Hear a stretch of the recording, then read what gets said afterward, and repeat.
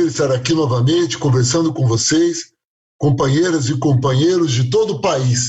Hoje eu estou muito bem acompanhado e literalmente com companheiros de todo o país.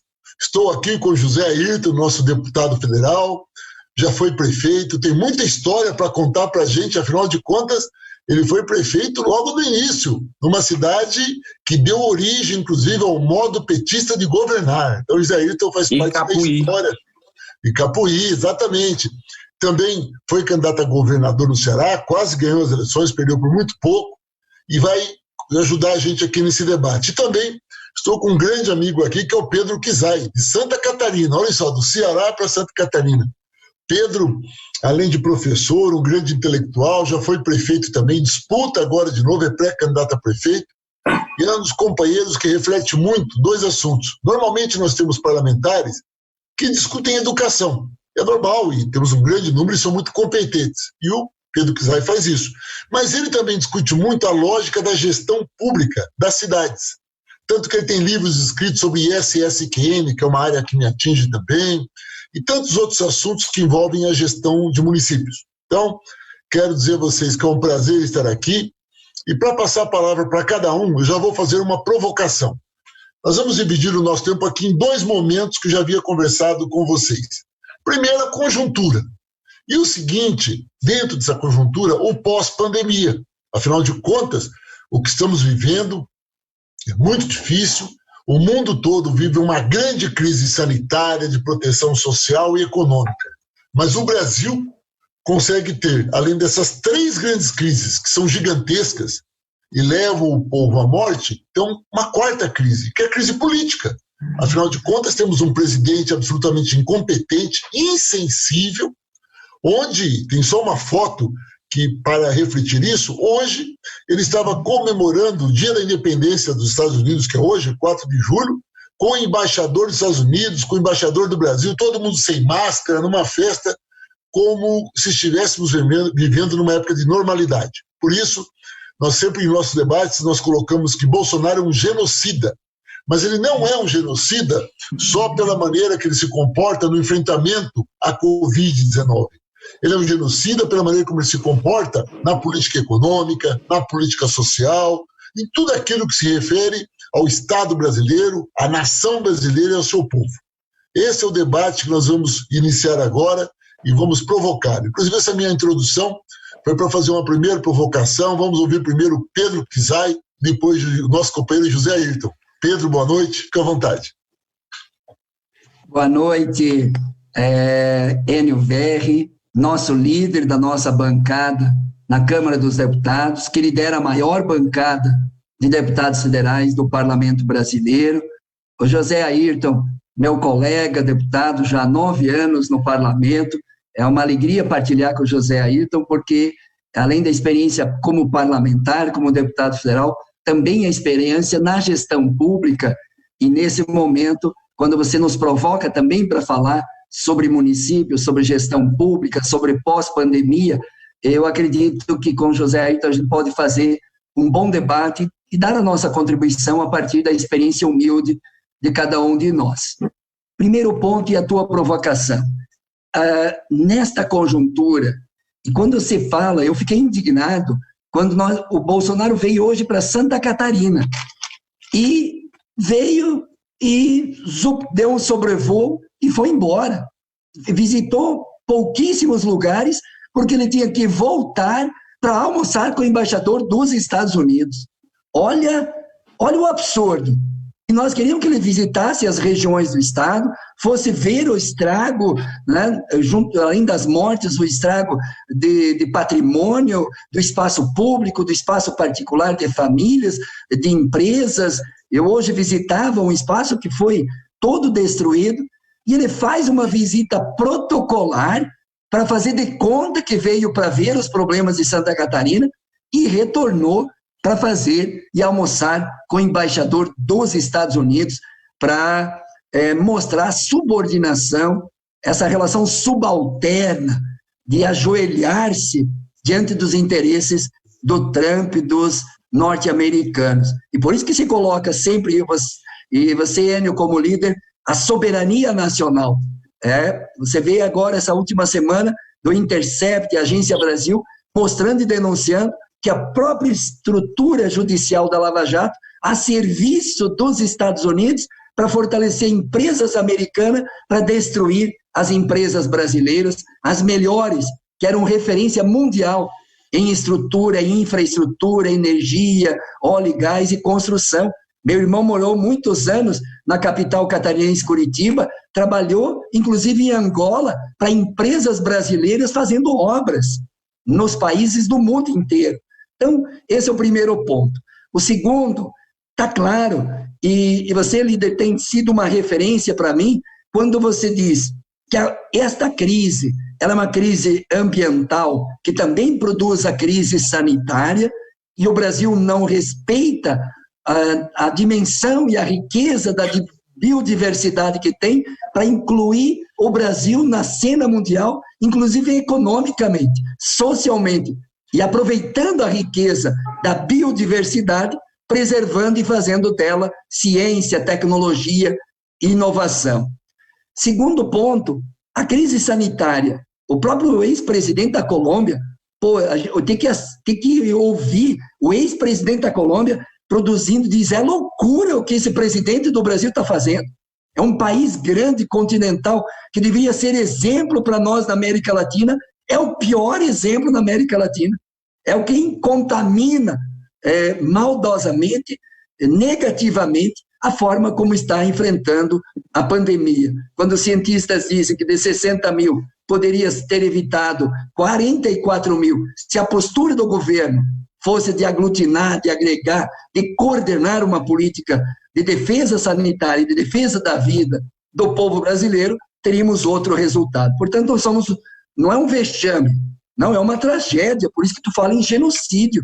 Não estão falando que não, passamos vergonha no presidente, não, é um presidente que se responsabiliza pelo não isolamento social, e a gente sabe que quando não tem remédio, o isolamento, o cuidado, a máscara, ele não usa máscara, ele não deve nem usar álcool gel, ele não deve, e não defende o isolamento social daqueles que podem fazer o isolamento social.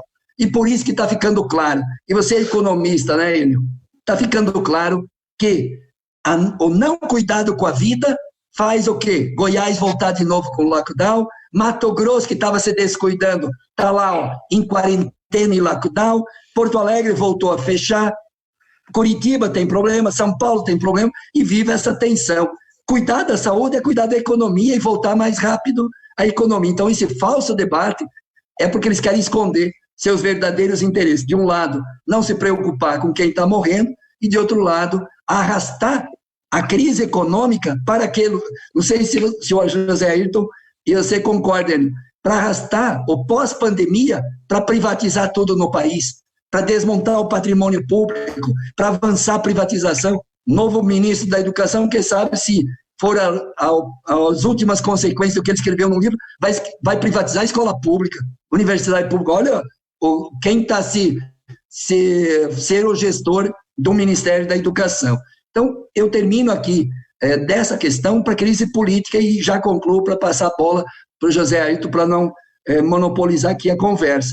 Mas a crise política, ela tem a dimensão da face da economia, do aprofundamento da desigualdade, do desemprego, da perda de direitos em plena pandemia, está aí a medida provisória 927 também, a crise sanitária, e aí mostra que a própria crise tem que fortalecer o SUS, tem que fortalecer as políticas sociais, tem que fortalecer as políticas de proteção, e foi a bancada, né, Enio? Você foi o primeiro líder a assinar o auxílio emergencial, que é a renda básica. Foi a nossa bancada que propôs a emergência cultural, capitaneada pela primeira Benedita da Silva, e todos os setores culturais, relatada pela Jandira, a oposição. Agora, estamos discutindo hoje a legislação para a agricultura familiar, para assentados, para os agricultores familiares. Quem propõe? A bancada do Partido dos Trabalhadores. Então, enquanto o governo quer desigualdade, quer sofrimento, a nossa bancada se impõe dentro do Congresso Nacional, propondo esperança, propondo saídas, propondo alternativas de apoio aos municípios, apoio aos hospitais, apoio aos micro e pequenos empresários e apoio ao povo que está desamparado nesse momento. E a crise política se aprofunda porque o presidente é um desqualificado, é um incompetente do ponto de vista pessoal, mas um desqualificado na coordenação política de um governo, mas um cara muito competente e articular com Paulo Banqueiro, Guedes, para aprofundar o neoliberalismo, o ultraneoliberalismo, agora na pandemia e pós-pandemia. E esse que é, para mim, a pergunta do pós-pandemia. Nada indica que nós teremos mais democracia. Nada indica que nós teremos mais Estado, mais política pública. A crise de 2008, 2009 fez o quê? Virou uma janela de oportunidade para o neoliberalismo aprofundar-se no mundo.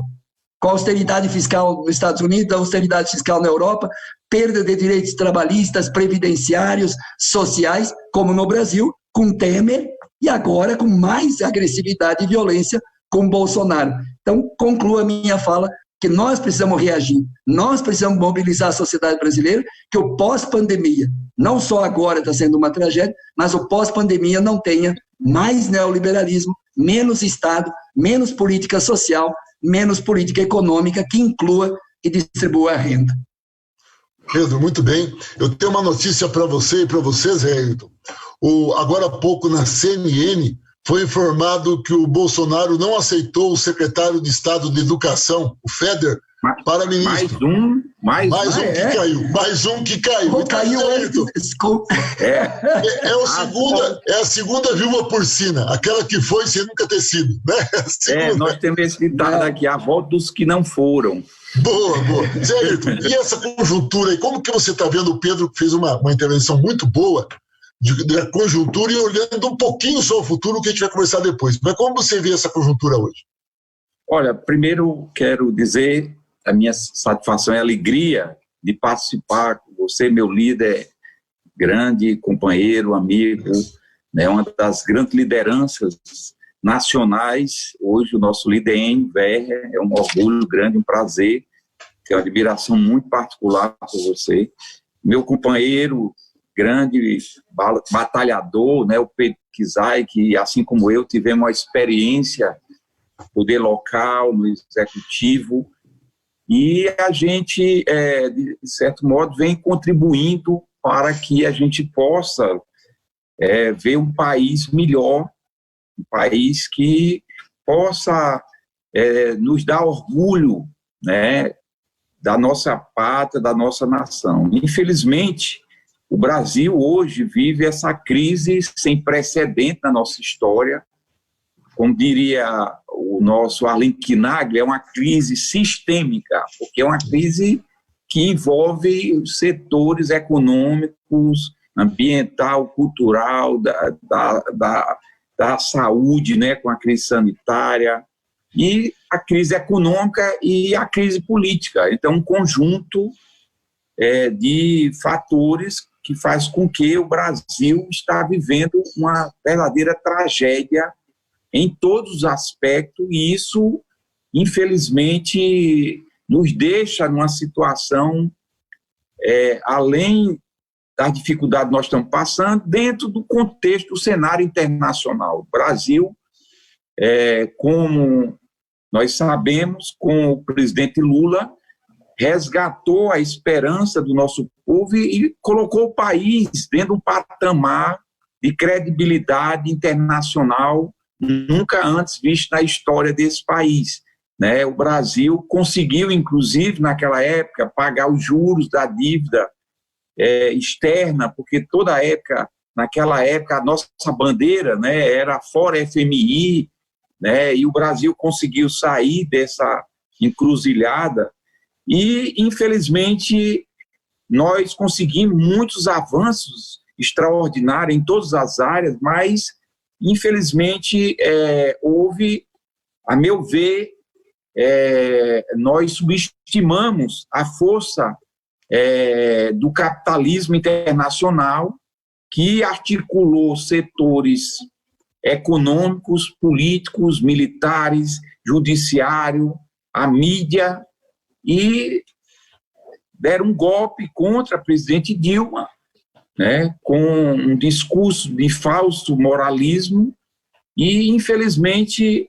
o Brasil caiu, né, nessa tragédia de eleger esse presidente que tem sido, né, um presidente, como já foi colocado, contra o povo, contra o nosso país. O cara, né, em vez de estar com a população, ou estar comemorando, né, a independência dos Estados Unidos, da embaixada, é algo que nos envergonha, né, porque o Brasil é um país autônomo, soberano, que tem uma relação respeitosa com todos os países, e não pode, a gente vê nas manifestações dos bolsonaristas a bandeira de outros países, como é o caso dos Estados Unidos, de Israel, em detrimento até da nossa bandeira nacional. Então, infelizmente, o Brasil vive essa crise,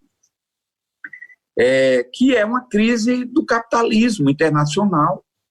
Como eu coloquei aqui, grandes interesses econômicos, políticos e estratégicos, né, estavam por trás do golpe e da Operação Lava Jato também, que é importante colocar, né, porque foi a Operação Lava Jato, de certo modo, um grande instrumento, né, que levou, né, ao processo de quebrar as empresas nacionais, a própria Petrobras, né, e, infelizmente, levando o presidente Lula a sair do processo da disputa eleitoral. Nós sabemos que se o Lula tivesse disputado, a realidade era completamente diferente. Então, a Lava Jato, através do Sérgio Moro e seus asseclas, serviram de instrumento ao capital, e agora foi, inclusive, desmascarado, né, que o Sérgio Moro e a sua equipe foram treinados, são agentes do Estado americano, foram treinados pelo FBI, né, traíram os interesses da pátria nacional, e nós estamos vendo essa tragédia que nós estamos assistindo em todos os aspectos, agravada, né. É importante dizer, já tinha uma crise grande do governo Bolsonaro, mas essa crise foi agravada agora com a crise sanitária da pandemia, né? E mostra também, para desnudar a faceta de um governo fascista, autoritário, antipovo, que prefere que o povo morra, né? Que as pessoas, para eles, não tem muitas importâncias, como fizeram os nazistas, né? Nos campos de concentração deles. Eu visitei, inclusive, esses campos de concentração na Polônia, o Auschwitz, foi um campo, uma tragédia, é algo horroroso. Como é que o ser humano consegue fazer aquilo com outro ser humano? Mas isso é toda uma construção cultural, histórica, de escravidão, de domínio, que a elite brasileira e a elite do capital internacional impõem essa dinâmica de tornar as pessoas mercadorias, objeto, e não seres humanos construtores de uma nova realidade. Então, nós estamos vivendo uma tragédia muito, muito grave, muito profunda, com muitas sequelas, né? Não é fácil você ter a quantidade de pessoas que já padeceram, né? Já foram a óbitos, né? E eu fico até comparando, sabe, Enio, isso. Quando aconteceu o atentado das Torres Gêmeas, né, nos Estados Unidos, 11 de setembro, 3 mil pessoas faleceram, né, 3 mil. Né? Você imagina que nós já ultrapassamos a casa dos 60 mil. E há, de certo modo, uma certa anestesia da população, porque parece que a gente vai se acostumando com a desgraça, com a tragédia. Eu me lembro até, antes das Torres Gêmeas, aquele Boeing ali da TAM que caiu em São Paulo, que morreu 200 e poucas pessoas, passou um mês a mídia todinha divulgando isso, e de repente essa quantidade de pessoas que foram vitimadas, gente de todas as idades, pessoas da nossa relação. Eu tenho várias pessoas da minha relação particular que foram vitimados com essa pandemia, e, de repente, ainda esse governo se sustenta, né, em torno de algumas pessoas fanáticas que não têm nem humanidade com essa questão. Eu acho que há um processo de reação, de mobilização, apesar da dificuldade por causa da proibição das aglomerações, mas tem havido um movimento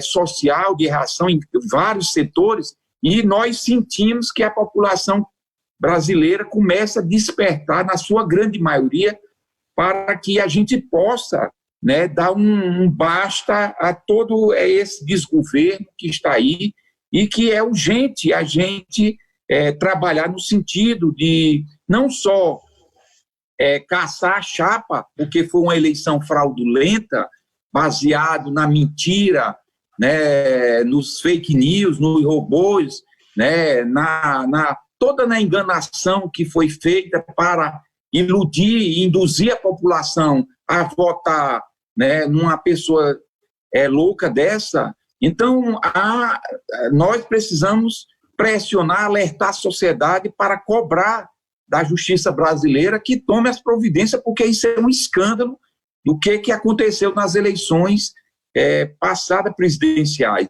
E nós precisamos continuar pressionando o Congresso e o presidente Rodrigo Maia para abrir o processo de impeachment, porque tem dezenas de pedidos, né, para que seja discutido, avaliado isso na sociedade.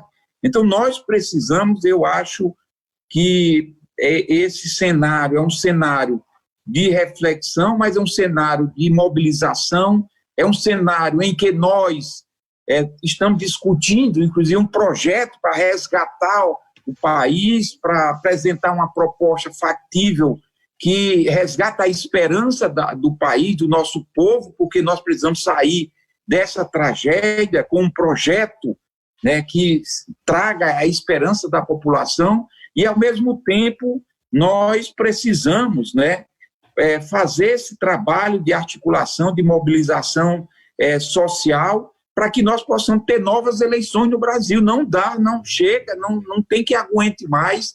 É muita tragédia, é muita miséria o que nós estamos sofrendo nos municípios, nos estados, na nação brasileira.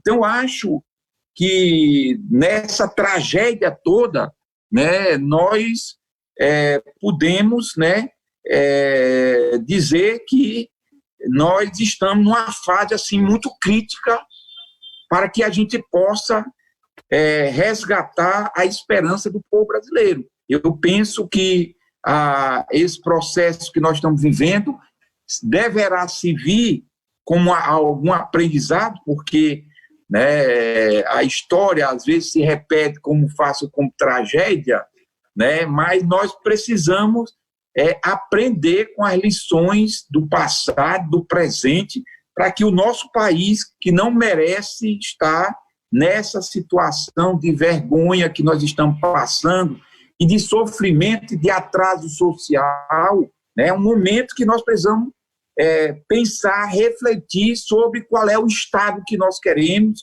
qual é o governo que nós queremos, né, qual é o papel que nós temos que fazer diante do desafio dessa democracia que nós estamos construindo no país, e qual é o modelo, de fato, econômico que nós precisamos implementar para resgatar todo um projeto nacional que valorize a nossa cultura, que vem sendo aí estraçalhada de forma cruel, talvez seja, embora a economia reflita um lado mais, digamos assim, mais visível, mas a tragédia maior, né, além da questão da saúde, é a tragédia cultural, a meu ver, que a gente está inserido num processo brutal de uma guerra extremamente ideológica e que nós precisamos apresentar um outro projeto que possa sinalizar uma luz de esperança para o nosso povo. É isso, Zento. O que você colocou agora, você levantou a bola para mim. Obrigado.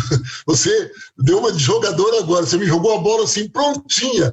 Obrigado. Mas eu quero dizer, não, mas foi muito boa. Porque o que eu quero dizer aos internautas é que é claro que como líder, todo líder é muito apaixonado pela sua bancada, mas a nossa bancada é muito boa. talvez vocês não saibam, mas nós não temos tempo de conversar na Câmara, como estamos conversando aqui, porque cada um corre nas comissões, e é importante que nós pegamos 2 parlamentares de lados distintos do país, com uma leitura de conjuntura que se complementa, né? E se complementam com muita qualidade. São 2 análises muito profundas.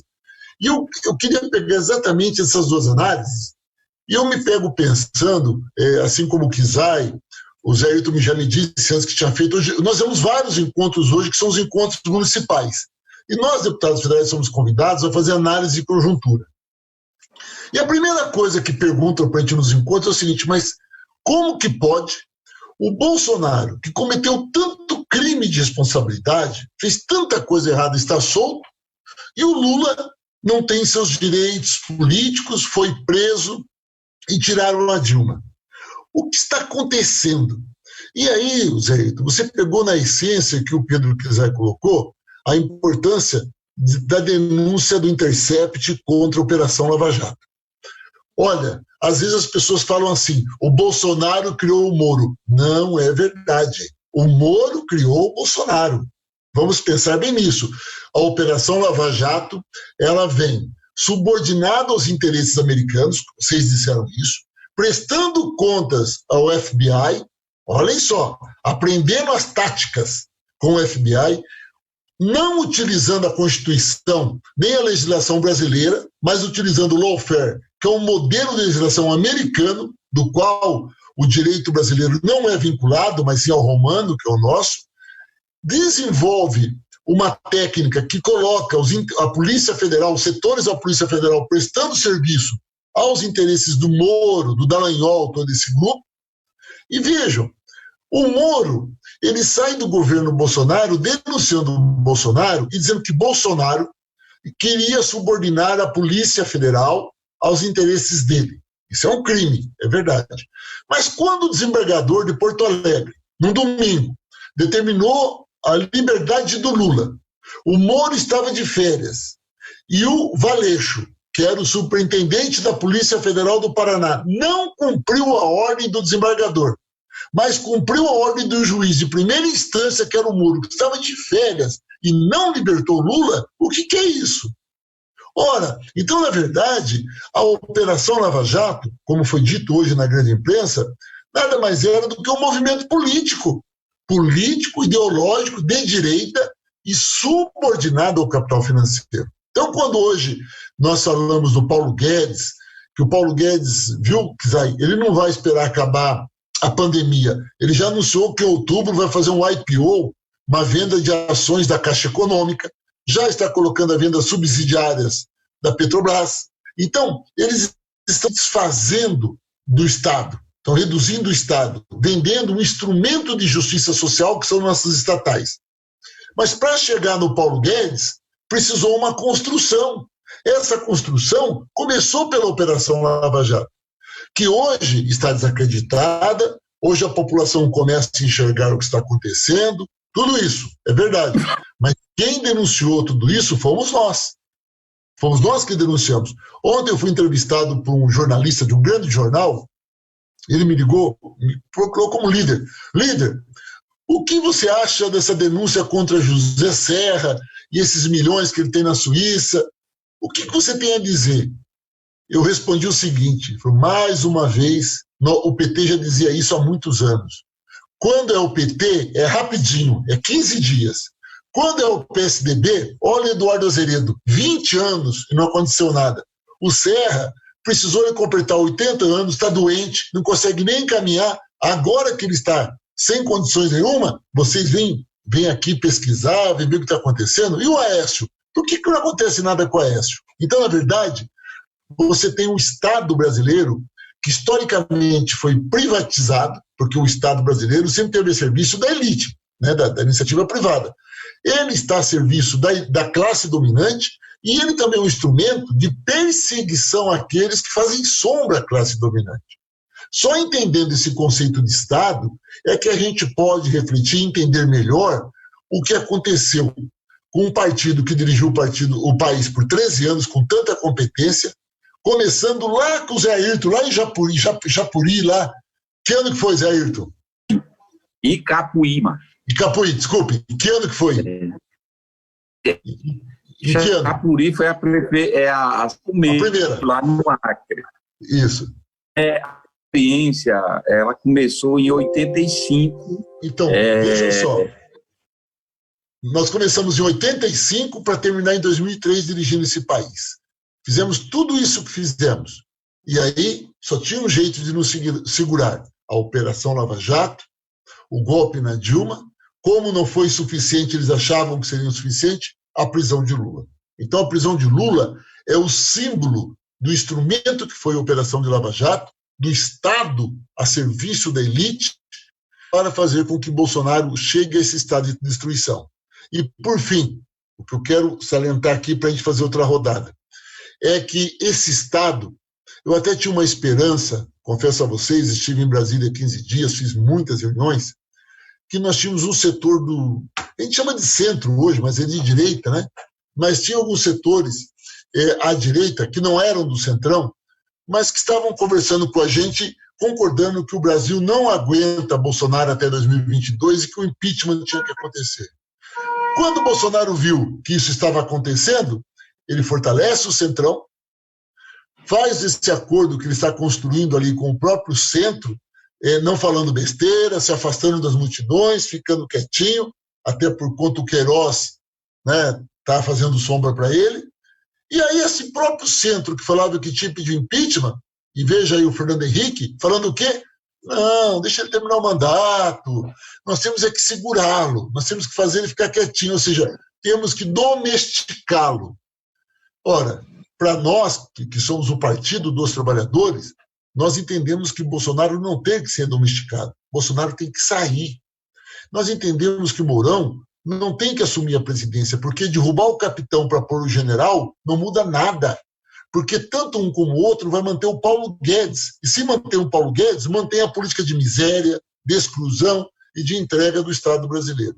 E aí, já que a direita caminha pela manutenção dele, claro que nós estamos organizados para tirar. Nessa disputa, enquanto o Bolsonaro não sai, nós temos um problema. Digamos que chegue novembro, dezembro, essa pandemia caia e nós temos que construir um novo normal. E aí que eu vou provocar vocês dois.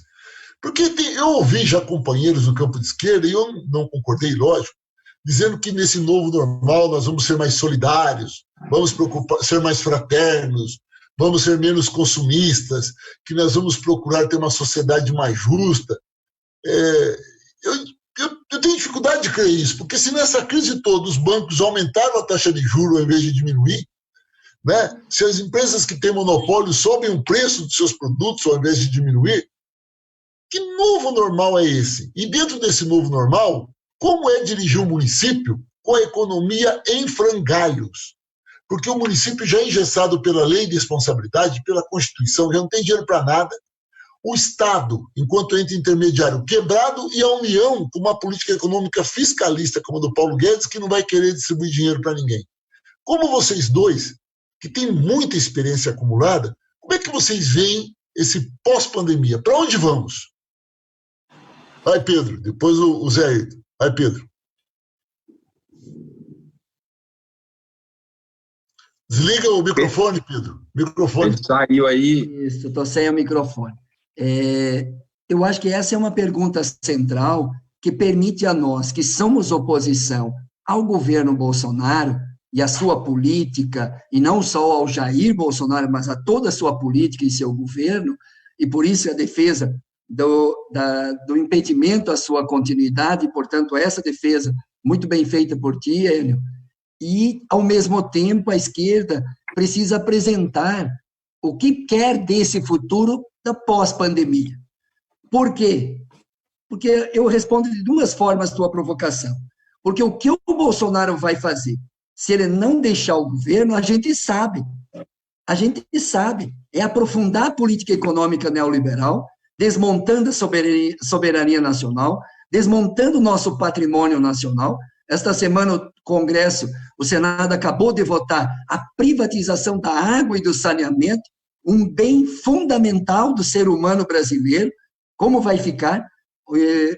e como vai privatizar outros setores estratégicos, não só da economia, mas das políticas públicas. Então, eles querem ir às últimas consequências, de um lado, chamado ajuste fiscal, a outra, para responder à crise produzida pela pandemia, destruir mais o nosso país, nossas riquezas, que é do povo brasileiro, e aprofundar a retirada de direitos dos trabalhadores e trabalhadoras, chegando ao absurdo, desde o Temer agora virou conselheiro do Bolsonaro. Olha, Enio Verri, olha o que nós estamos vivendo. O mais impopular, que não respeitou a democracia, não respeitou a Constituição, agora vai ser o conselheiro Michel Temer, conselheiro do Jair Bolsonaro. Então, imagina o que vai dar esse país. Aonde chegamos? Isso mesmo. Aonde chegamos?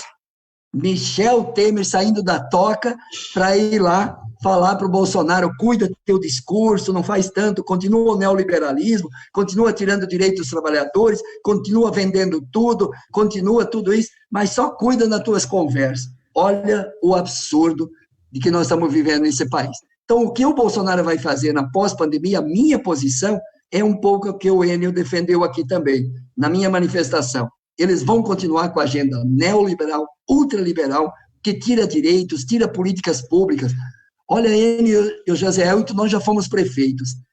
O José Ailton, você recorda quando nós estávamos na luta sanitária de avançar no SUS, no Sistema Único de Saúde.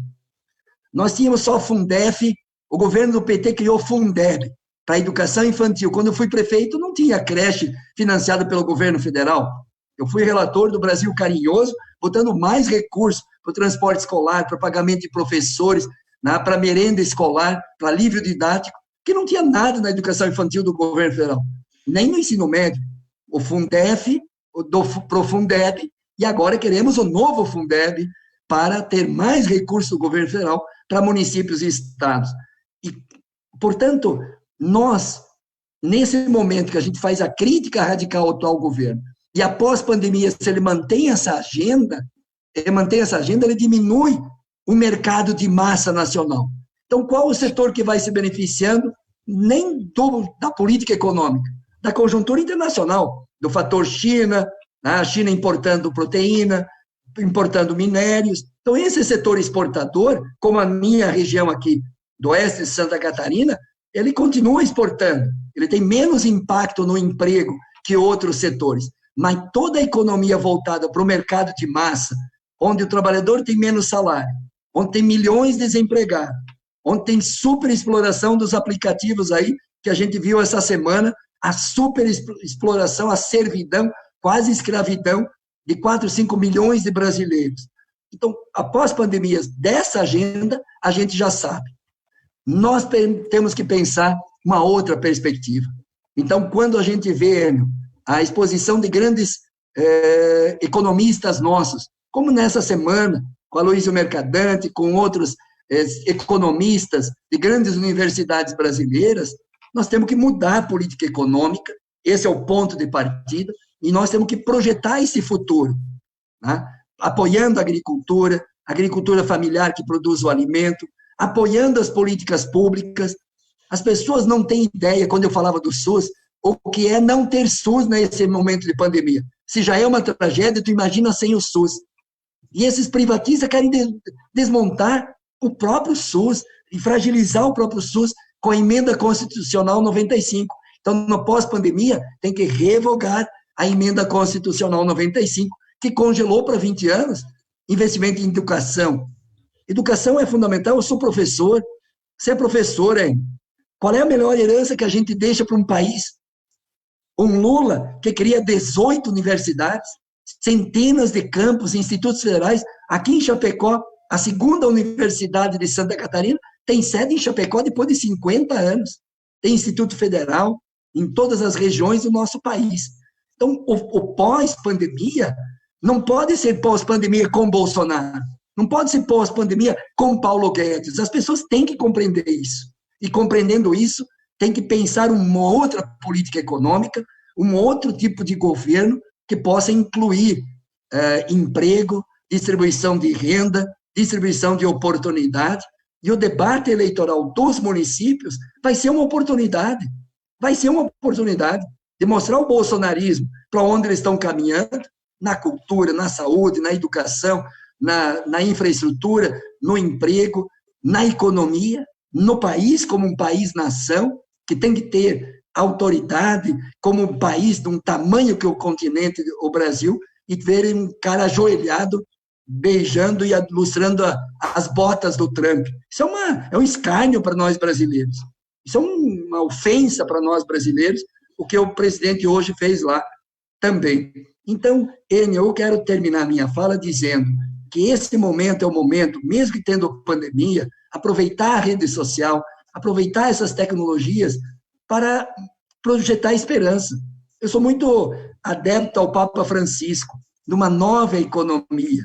Um Papa Francisco de uma nova economia que tem como base cuidar do meio ambiente, cuidando do meio ambiente, cuidando do solo, para ter um alimento mais saudável, para ter um organismo e uma saúde mais saudável.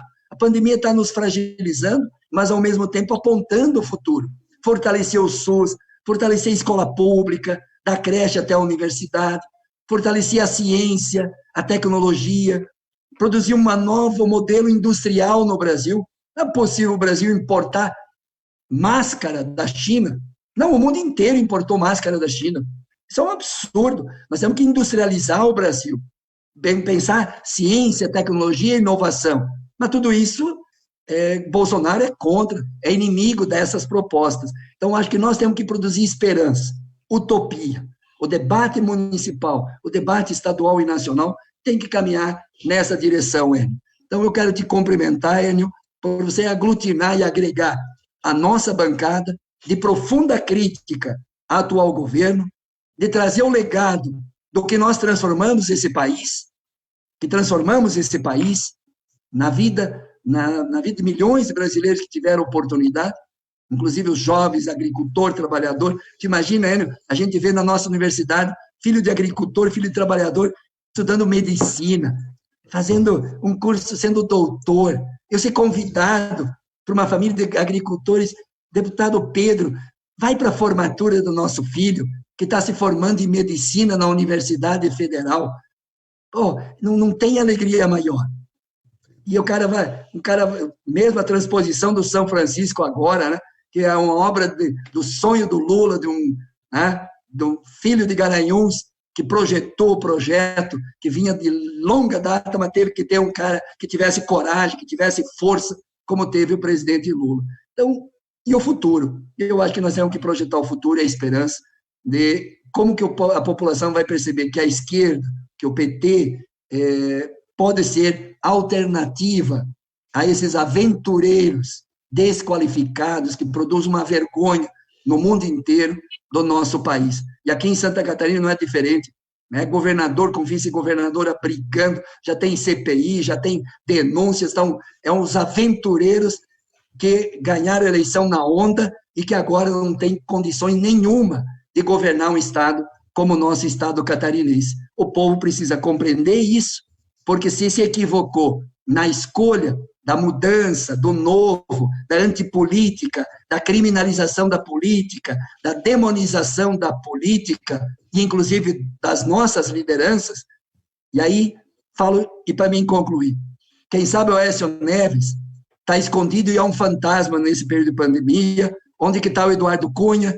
Onde é que está o Temer? Onde é que estão esses? O Lula está de pé, a Dilma está de pé, Fernando Haddad está de pé, nós estamos de pé, porque nós estamos no lado certo da história, defender o povo, defender trabalhador, defender agricultor, defender saúde pública, defender educação pública.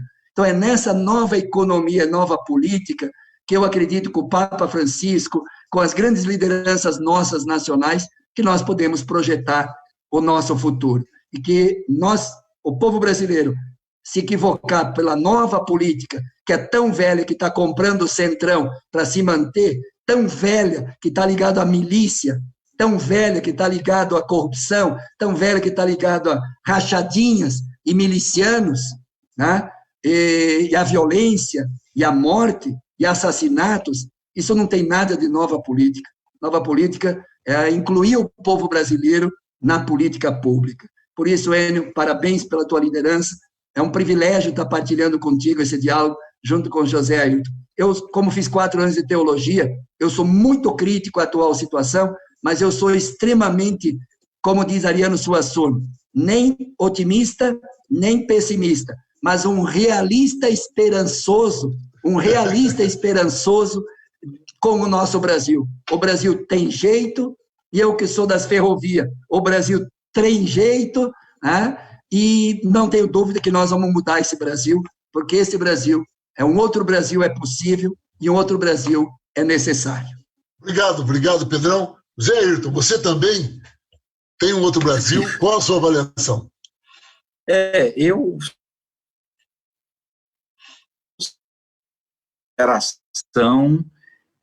da redemocratização do país, né? Foi um momento histórico que eu particularmente participei, né, contra a ditadura, contra o regime militar, a democracia no país. E fui eleito prefeito nesse contexto que, a meu ver, tem algumas semelhanças, porque na época a gente fazia toda uma luta contra esse modelo militarizado, né, um modelo opressor, discriminava, né, o nosso. E, portanto, eu participei desse movimento com muitos brasileiros e, infelizmente, apesar das conquistas da Deus, onde implementamos o modo petista governar, Capuí foi uma ência para o país, para o mundo, porque lá nós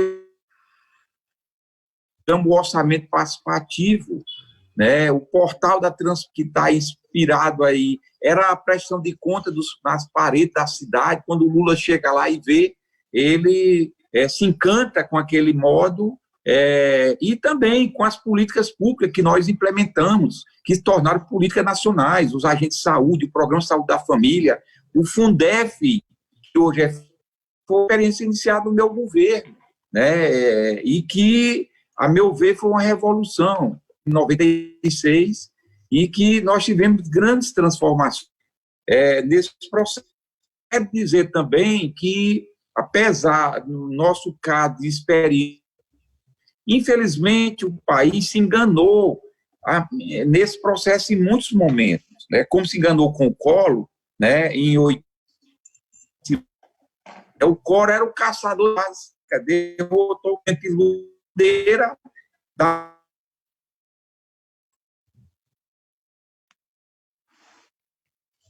dito pela mídia, pela estrutura, né, de enganação, governos neoliberais, Carlos Fernando Henrique Cardoso, também, que foi foi, na verdade, o mentor desse modelo todo, né, tanto que ele não quer o afastamento do Bolsonaro, porque, na verdade, eles todos, mas uma boa parte deles, eles são antes esse falso moralismo, exemplo, mas o escândalo do você. E não se esqueçam, quem é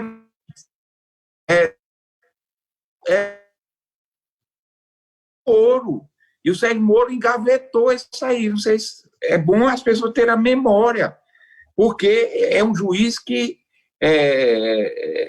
tem atuação seletiva de acordo com seus interesses.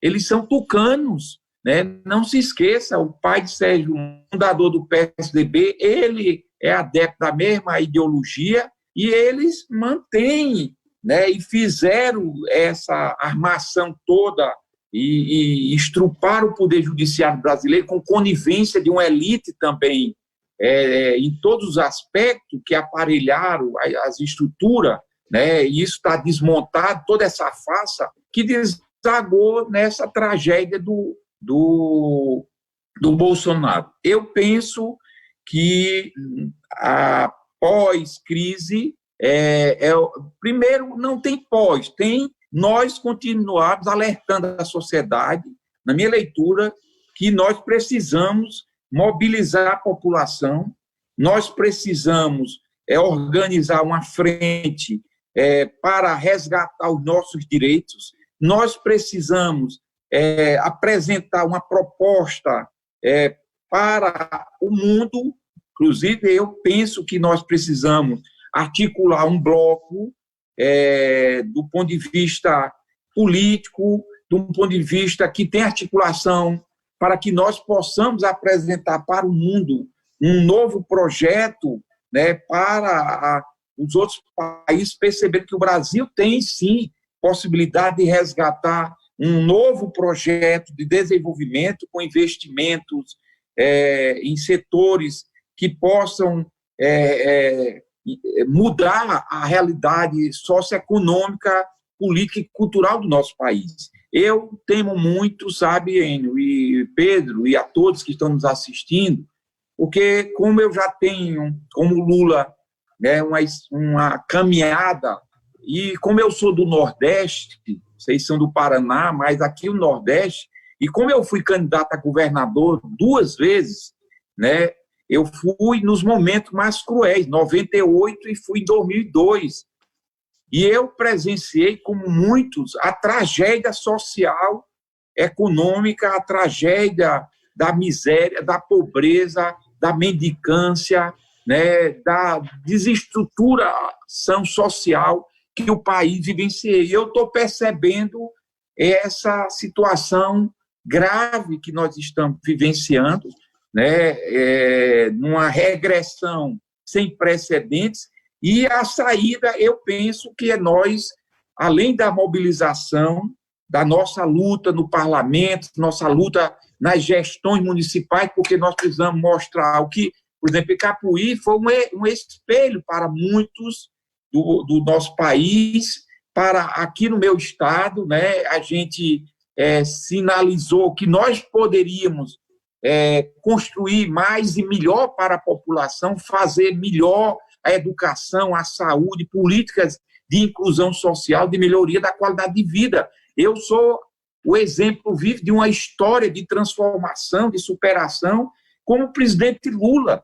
É esse presidente que deu o exemplo da sua capacidade de, mesmo sendo vítima de um modelo, de um sistema econômico extremamente segregador, né, que levou a sua família e a sua região e o nosso país a um empobrecimento cruel. O Lula, ele incorpora esse sentimento com a sua história e transforma o país num vale de esperança para o nosso povo. Então, nós somos caudatários de um processo de resgate da esperança da população brasileira. Eu penso que, às vezes, a gente até nem se dá conta disso, porque o poder das elites, sobretudo da mídia brasileira, é muito cruel. Infelizmente, nós somos um país com muita desigualdade, que as pessoas não tiveram as oportunidades nem de aprender, de estudar com mais profundidade, compreender, e há muita manipulação. Vocês sabem que a elite brasileira ela é cruel, né? Ela é escravocrata, ela não aceita o que nós conquistamos de avanços sociais, de oportunizar, né, para as pessoas moradia, água, energia e, sobretudo, educação, saúde e ascensão social. Então, há uma cultura escravocrata ainda que perpassa os valores, né, de uma cultura extremamente conservadora e atrasada no país. Mas nós somos, pela nossa história, pelo nosso legado, e eu penso assim como o Pedro, que essas eleições vai ser um momento importante de nós apresentarmos um projeto para o país, mas, ao mesmo tempo, casar com o desafio do poder local, porque são nas cidades, nos municípios, onde nós fazemos esse enfrentamento mais próximo, para dizer para as pessoas que nós podemos ter um novo país que valorize não só as oportunidades de igualdade, de ascensão social, mas, sobretudo, que respeite a democracia, que respeite o direito à diversidade, né, que respeite a nossa diversidade das minorias, das pessoas de cor, de raça, de religião. Nós somos um país plural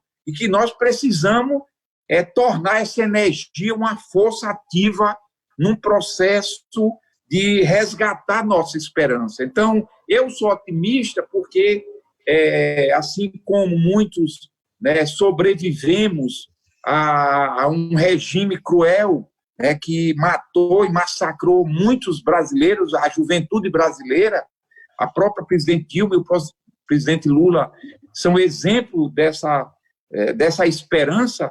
Nós podemos, sim, apresentar um novo projeto, né, para o país, né, que resgate essa esperança, que combata a desigualdade, que valorize os valores do nosso povo, né, em todos os aspectos, e que apresente o país para que nós possamos dizer para o mundo que o Brasil saiu de um pesadelo e que nós estamos resgatando o sonho da esperança de uma nova luz para o nosso povo. Eu sou otimista, Enio, de que a gente pode sair dessa encruzilhada. É difícil, né, porque você sabe que essa transição, às vezes, não é fácil.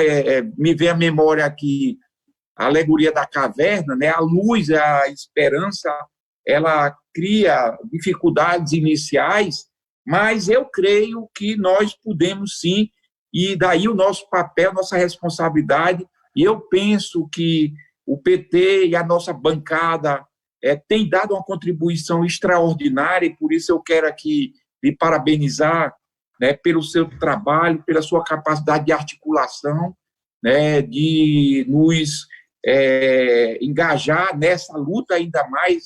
Eu, particularmente, acabo nem me engajando muito, porque eu sou muito demandado, Enio, em função de muitas demandas locais do que eu represento aqui para a minha cidade. Você não tem noção, assim, da luz que nós somos. Não quer dizer que os outros não sejam, mas eu tenho uma experiência do poder local e a gente é muito demandado para contribuir nessa tarefa de ajudar em planos de ações municipais, de contribuir com a nossa experiência, o nosso legado, para resgatar a esperança das pessoas. Então, eu acabo não tendo uma atuação tão ativa do parlamento, mas a minha contribuição ela é muito concreta no dia a dia, para que a gente possa dizer para as pessoas que nós temos, sim, que nos orgulhar de que nós temos, sim, perspectiva e esperança de resgatar o nosso sonho, nossa história, o nosso legado, e, acima de tudo, ter um país melhor e mais justo para cada um de nós. José, muito boa essa intervenção, brilhante, olha, desafiadora. Você votasse, eu ia pedir seu voto. Não, mas olha, você ganhou. Na verdade, nós já passamos 4 minutos do nosso tempo permitido, mas eu só quero agradecer, Pedro, José Ayrton, é um prazer ouvi-los. Foi 1 hora, a gente não percebe, né? Na verdade, a gente não percebe, já se passaram 1 hora, porque a gente vai aprendendo, vai ouvindo, um vai complementando a ideia do outro, e é brilhante isso, né? A verdade é que nós temos uma sinergia muito grande. A nossa bancada, só de ouvir vocês dois, os nossos internautas podem ter uma ideia da qualidade da nossa bancada, daí a qualidade dos nossos projetos, daí o número de projetos que nós aprovamos. Então, nós somos em tão poucos, somos marginalizados porque somos o PT e somos de esquerda, e mesmo assim aprovamos tantos projetos. Por quê? Como vocês viram, temos uma bancada que tem qualidade, tem história, tem experiência, e no momento de crise como esse, a ida passa necessariamente pela esquerda. Muito obrigado, companheiros. Obrigado aos internautas que nos assistiram, nos ouviram. Grande abraço a todos. E nunca esqueçam, até a vitória e fora Bolsonaro. Até mais. Um abraço. Pedro, boa noite. Zé Ayrton, boa noite. Bom Obrigado. descanso. Boa noite.